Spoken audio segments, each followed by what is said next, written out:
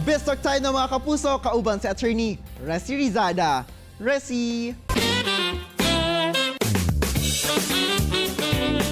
Thanks, Argel! Good morning mga kapuso! It's Bistok time na sa karong butaga atong makauban ang singer, songwriter, kapuso artist. Walay lain pa kundi si kapusong Matt Lozano. Maayong buntag, Matt, and welcome sa At Home with GMA Regional TV. Kumusta ka na? And of course, how are you dealing right now with the new normal? Hello, maayong buntag po sa lahat ng mga taga Mindanao. Sobrang okay naman. Nakakope up naman ako agad sa ating pandemic. And yes, the new normal for me is to perform here at home. And I think it's very evident dyan sa setup mo ngayong umaga.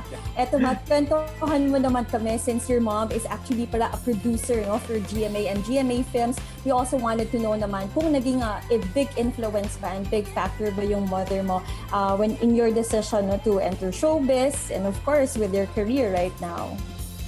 Yes, actually my mom and my dad, they both influenced me sa acting career ko and sa show business. My dad was an actor. He used to be an actor before.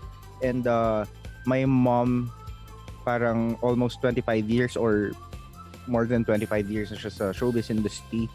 So, growing up, bata pa lang ako, nasubaybayan ko lahat yung pagiging showbiz nila.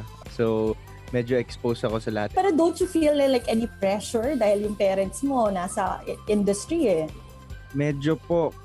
Kaya yung mom ko before, ayaw niya na magkaroon kami ng show or magkasama kami sa isang show together because maraming nasa paligid namin na ang daming negative comments na kaya lang pala naging artista si Matt because his mom is a director, is a producer, and his dad also an actor before.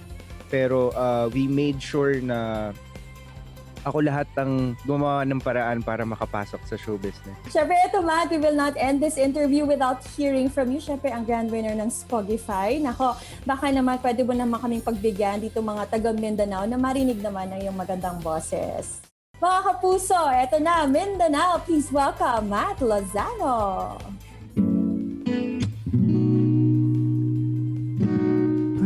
Panahon ng pagkakataon, may babalik bang kahapon?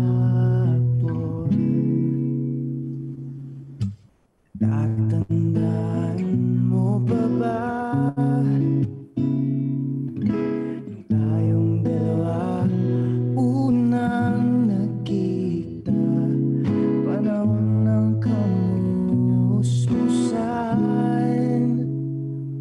sa piling ng mga bulaklak at halaman, doon tayo nagsimulang pangarap at tula. Wow, thank you very much, Matt. Maraming salamat. Maraming salamat po sa inyo lahat. Abangan po natin. I'm gonna release my very first single soon. So that was written by me. Maraming salamat po. Thank you. And that was kapusong Matt Lozano. Siya lang mga kapuso, kayo mabalik pa ang At Home with GMA Regional TV. Kini ang At Home with GMA Regional TV.